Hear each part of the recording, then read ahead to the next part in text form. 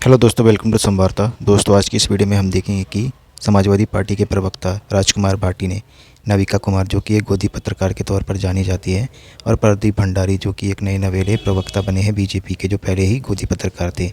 इन दोनों की राजकुमार भाटी ने किस तरीके से लाइव डिबेट में एक एक करके बखिया उधेड़ी है, आप इस वीडियो में देखेंगे। नए नवेले बने प्रवक्ता प्रदीप भंडारी को राजकुमार भाटी ने लाइव डिबेट में किस तरीके से नविका कुमार के सामने ही रोस्ट किया है। वह हर डिबेट में सबके बीच में बोलते हैं।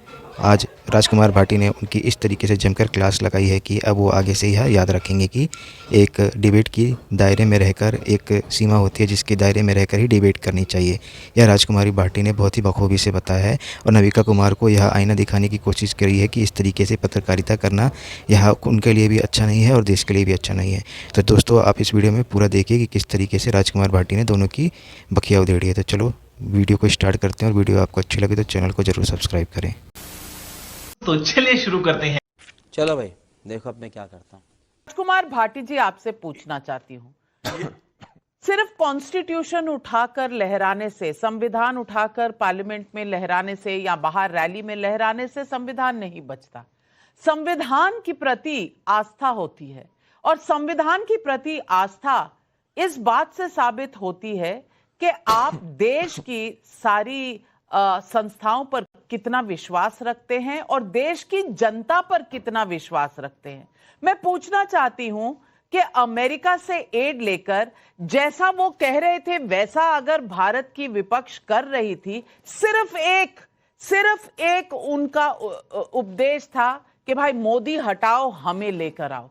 मैं पूछना चाहती हूं, मोदी के खिलाफ इतना बैर, इतनी नफरत क्यों? क्या इसके लिए अमेरिका में जहां वोटर टर्नआउट घट रहा था और उसको छोड़कर अमेरिकी एजेंसी यहां पैसा दे रहे हैं, जॉर्ज सोरोस यहां पैसा दे रहे हैं, दाल में कुछ काला नहीं लगता? तेरा तो गेम बजाना पड़ेगा। नहीं, पहली बात तो मैं समझता हूं कि डोनाल्ड ट्रंप के बयान पे आप चर्चा कर रही हैं। पूरी डिबेट आपकी डोनाल्ड ट्रंप के बयान पे सीमित है। तो भारतीय जनता पार्टी को भी और हमारे मीडिया को भी डोनाल्ड ट्रंप को इतना सम्मान नहीं देना चाहिए और उनकी बात पर इतना विश्वास नहीं करना चाहिए, क्योंकि इस व्यक्ति ने जितना भारतीयों का अपमान किया है और भारत का अपमान किया, उतना इतिहास में किसी ने नहीं किया। ये भारतीयों को बेड़ियों में और हथकड़ियों में जकड़ जकड़ के और भूसे की तरह, पशुओं की तरह भर भर के वहां से भेज रहे हैं, उनका अपमान कर रहे हैं। अगर ये मोदी जी के इतने अच्छे मित्र हैं तो मोदी जी से टेलीफोन पे बात करके कि कुछ गलत लोग आ गए हैं, इन्हें आप ले जाइए अपने, वो हमारे विमान में भी आ सकते थे जैसे दूसरे देशों ने बुलाए हैं अपने। दूसरी बात, अगर ट्रंप साहब अमेरिका में हाउडी मोदी कर सकते हैं और अगर मोदी जी इंडिया में नमस्ते ट्रंप कर सकते हैं, तो फिर जो बाइडेन की भी इच्छा हो सकती है कि भाई सरकार, अगर हमारे प्रधानमंत्री अमेरिका के चुनाव को प्रभावित करने का प्रयास कर सकते हैं, तो अमेरिका का भी विपक्ष जो है, दूसरा जो पक्ष है, वो उसने भी थोड़ी बहुत कोशिश की होगी। ये मैं समझता हूं कि अमेरिका की अंदरूनी राजनीति है, अमेरिका की अपनी राजनीति है। उस राजनीति के चक्कर में उनकी राजनीति का मोहरा बनकर हम अपने ही लोगों के खिलाफ संदेह पैदा कर रहे हैं, अपने ही लोगों पर आरोप लगा रहे हैं, अपने ही लोगों को देशद्रोही सिद्ध करने की कोशिश कर रहे हैं। राजकुमार भाटी, ऐसा तो संभव नहीं है। जब राहुल गांधी ने लंदन में स्पीच दी थी, नहीं, राजकुमार भाटी जी, जब राहुल गांधी ने लंदन में स्पीच दी थी कि यूरोप को, अमेरिका को देखना चाहिए, भारत में लोकतंत्र खत्म होता जा रहा है, आप लोग यहाँ आराम से बैठे हैं, ये नसीहत तब नहीं याद आई थी आपको? ये नसीहत अब याद आ रही है आपको जब चिड़िया चुग गई खेत? सवाल ये है कि तब आपको नहीं लगा था कि अमेरिका और यूरोप से मदद मांगना गलत है किसी भी लोकतंत्र के लिए, और वो भी भारत जैसे स्वाभिमानी लोकतंत्र के लिए? कोई सेंस बात?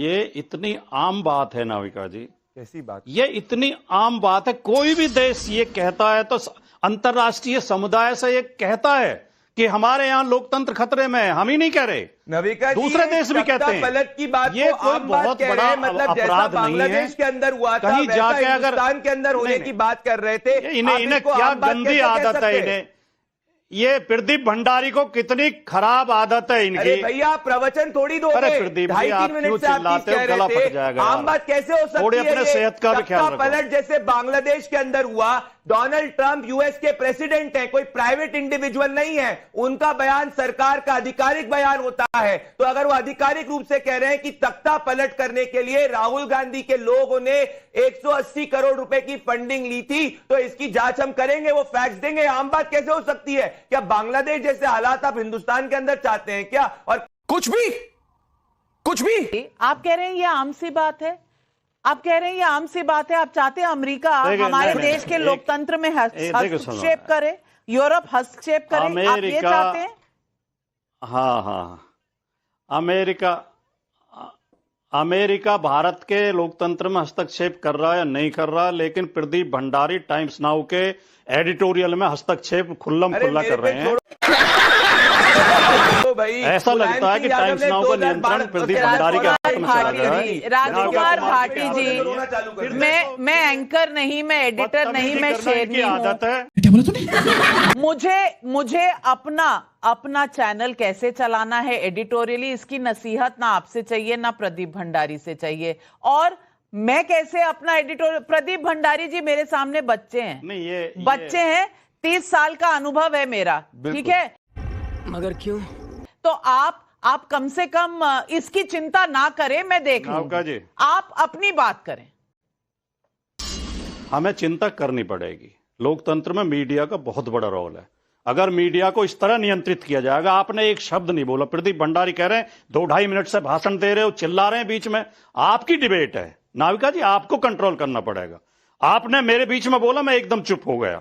हम आपका सम्मान करते हैं और करना चाहिए, तो आपको क्योंकि काउंटर का समय तो दे रही हूं ना, आप डिबेट की संचालन कर रही हैं। काउंटर का समय दे रही हूं प्रोफेसर साहब, काउंटर का समय स्कूल बाद में खोलिएगा, पहले डिबेट पर काउंटर कर लीजिए। अभी मजा आएगा ना भिड़ो।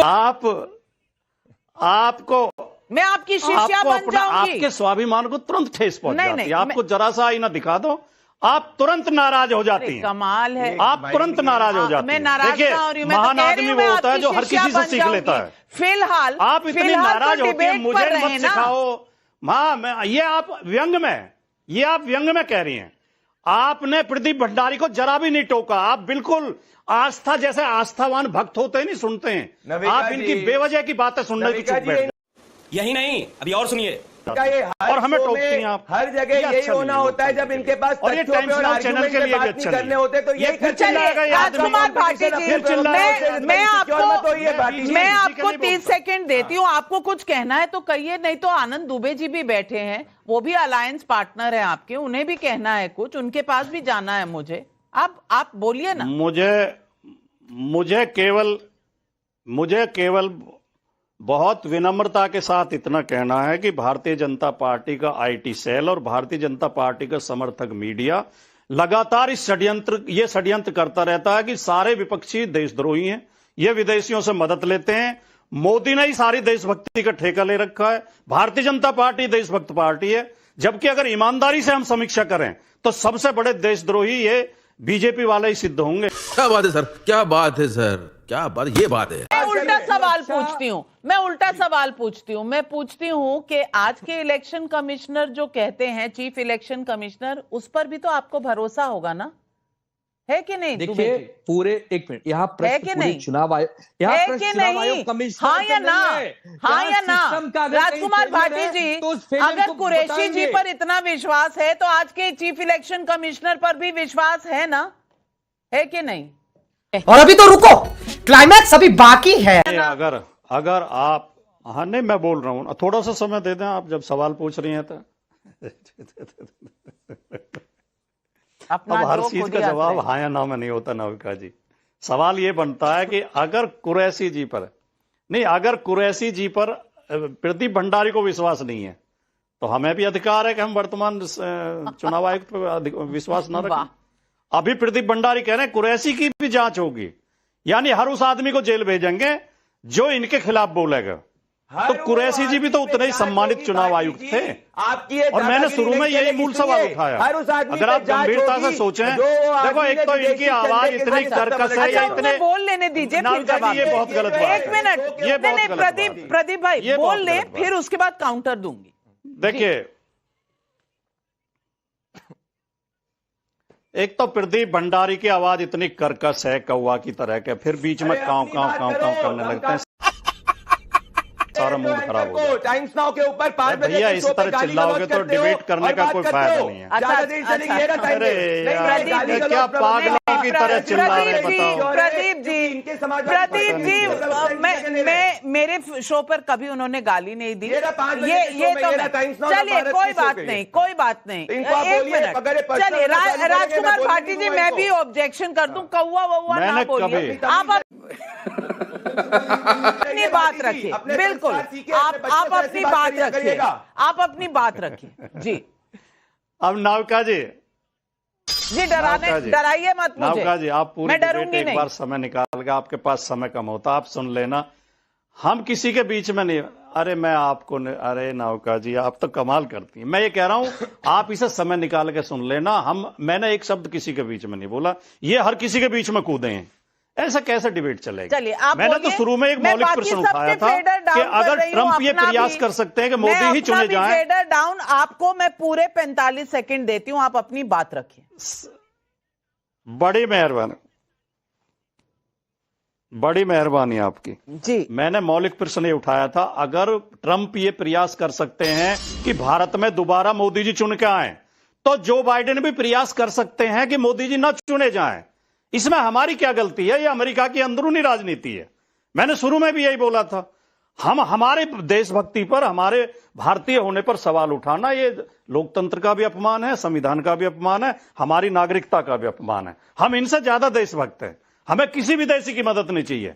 हम जनता पे पूरा विश्वास रखते हैं, अपने देश की जनता पर, जनता जनार्दन जो भी आदेश का, हम चुनाव हारे हैं तो स्वीकार किया है, नहीं हमने ये तो नहीं कहा कि नहीं हम स्वीकार नहीं कर रहे। तो इस तरह के सवाल उठाना ही गलत है, मैं केवल इतना कहना चाहता हूं। खत्म, बाय बाय, टाटा, गुड बाय, गया।